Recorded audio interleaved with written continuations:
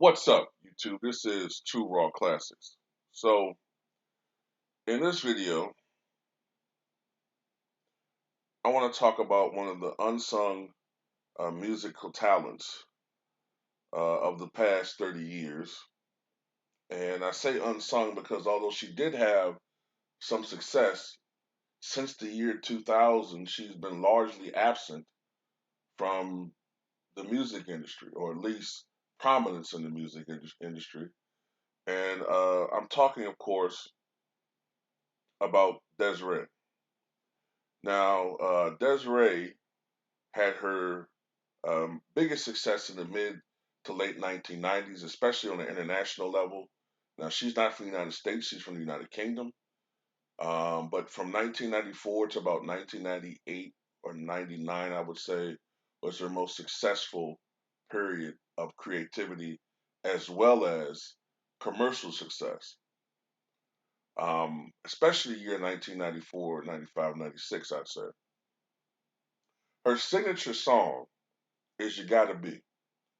And that song, I think, pretty much created stardom for her, if not superstardom, at least stardom for Des'ree in the United States. And that song, You Gotta Be, has appeared in several movies. In particular, it was on the soundtrack of the failed sequel, The Next Karate Kid, which of course featured Pat Morita and Hilary Swank. It was also on the soundtrack of the 1998 movie, The Object of My Affection, and recently it was on the soundtrack of the movie Captain Marvel. Another song of hers called Silent Hero was on the soundtrack of the 1995 movie from Spike Lee called Clockers, and her song Feel So High was featured in the movie Set It Off. Another song of hers called Crazy Maze appeared on the soundtrack and in the movie of uh, the Tim Robbins, Martin Lawrence comedy movie Nothing to Lose back in 1997. And her song Kissing You appeared in the 1996 movie Romeo and Juliet. As a matter of fact, she appears in that movie herself, singing in that movie. So, if you listen to the years, her biggest success came from 1994 to about 1998. Now, Des'ree was born Desiree Annette Weeks on November 30th, 1968. So she is now 52 years of old. This picture that I'm using of her is a very recent one, I think from maybe 2 years ago or so. So she's still a very, very delectable and attractive woman. Oh, yeah.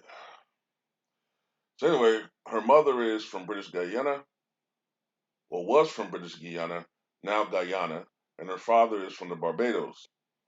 So, her parents introduced her to music, in particular reggae, calypso, and jazz. Her interest in music increased exponentially after a 2 year trip to Barbados with her family at the age of 11.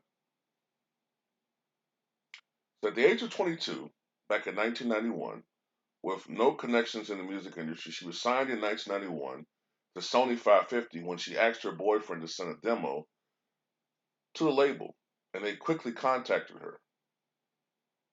So Des'ree's debut single Feel So High was released in August of 1991, only 3 months after her signing.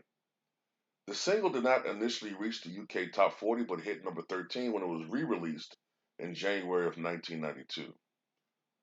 Her debut album, Mind Adventures, was released the following year in February. It received good reviews and hit the top 30 in the UK. One thing I want to say about Feel So High is that a video was released with that single back in 1991, but it was over in the UK. And then there was a secondary video recorded for Feel So High when her album dropped the next year. But when she received international acclaim starting in 1994-95, there was another version of that video and song recorded, the one that we're not responsible, the one that we're familiar with when she's singing in the desert. That's the one that we saw, but that was not the original video for that song.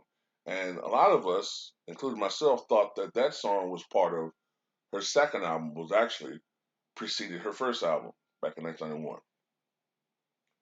So after her album was released, she spent the rest of the year touring as the opening act to a group called Simply Red.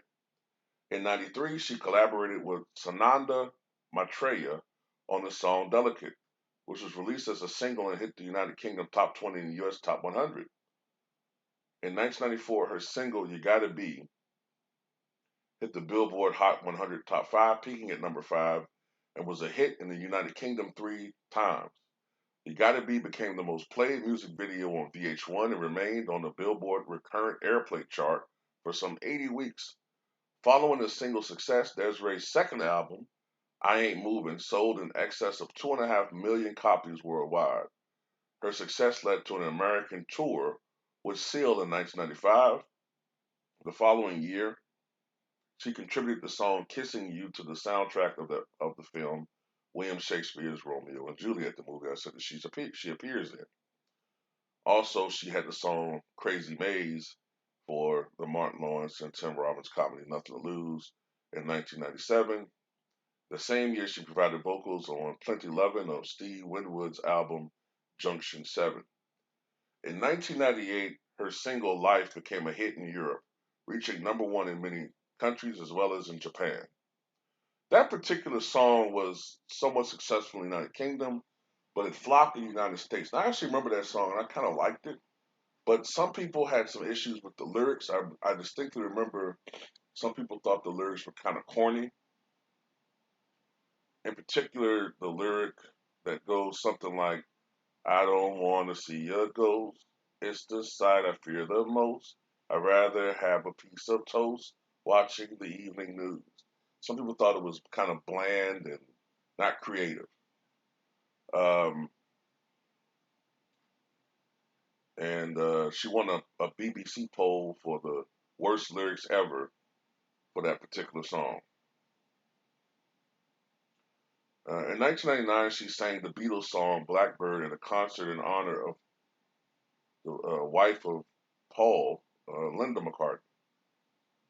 I think Linda McCartney had passed away at that time, didn't she? Can't remember whether it was around that time she had passed away. I can't remember. But anyway, at that concert, she met the group Ladysmith Black Mambazo, and she collaborated with them on a cover of Ain't No Sunshine, which was released in late 1999. After that, Desiree put her music career on hold to focus on her private life and disappeared from the public eye. A compilation of rare songs and live tracks, Endangered Species, was released in 2000. The next year, she contributed vocals to the charity single Wake Up the Morning, which was released in honor of the deaf Ademilola Taylor. In 2002, she contributed a song sonnet from William Shakespeare's The Merchant of Venice to the various artists' album When Love Speaks. Her next album, Dream Soldier, was released in 2003. Dream Soldier was not a critical or commercial success. Desiree was soon after dropped by her label, Sony 550 Music, a label that she had been with for some 12 years, following the release of the album in March of 2003. Soon afterwards, she took a hiatus from music and to focus on her interests in naturopathy or naturopathy, also training as a nutritionist. Uh, Desiree is also a health nut and she's a vegetarian. In 2008, she came out of her hiatus to perform at the O2 Arena for Young Voices, where they broke a record for most people singing simultaneously one song, with some 600,000 school children across the United Kingdom singing You Gotta Be. In September 2019, it was revealed that her fifth album, her first in 16 years, will be titled A Love Story and will be released by her own label, Stargazer Records, on 11th of October of 2019. She had begun work on the album as long ago as 2012, but took a break from it to take care of her ailing mother. Desiree has won several awards, including a Brit Award, an Ivor Novello Award, a World Music Award, Urban Music Award and a BMI Award for over 5 million plays of "You Gotta Be" in America alone. So she has been a very successful artist, even though she's been on the limelight for several years. But she's still in active. I believe she's also a producer. So she's still very active, and she hopefully will provide some good music for the future. But I wanted to talk about Desiree for a second. Tell me what you guys think.